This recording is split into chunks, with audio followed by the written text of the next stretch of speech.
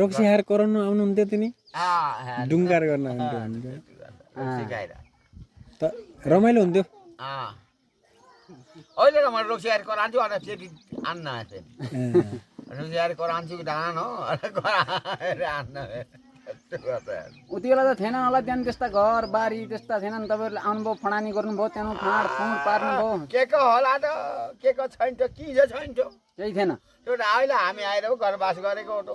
सुर्का पल्लापट्टितिर त थिए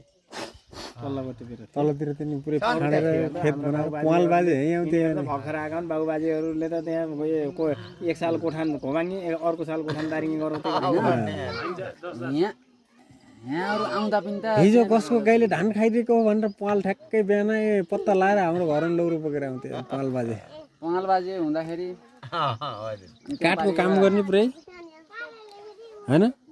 काठको काम गर्ने नि मधु सधुस नि पाली बनाउने अनेक गर्थ्यो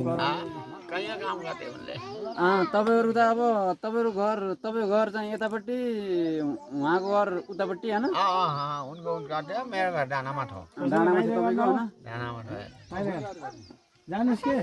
गएर गर्दै गर्नुहोस् आउनु म आछु हजुर हुन्छ हुन्छ के गर्ने त धन्यवाद धन्यवाद हजुर यस्तै हो 2 बजे के लाइन लगाएर जानु भन्ने कर रहेछ भयो अब सल्लाह गरे आउँछ सल्लाह गरेर कान्थारा जेठाले सल्लाह गरेछ म पनि जाने हो अब तपाईँले चाहिँ अब तपाईँको सल्लाहले जाने हो हजुरको सल्लाहले कति जाने हो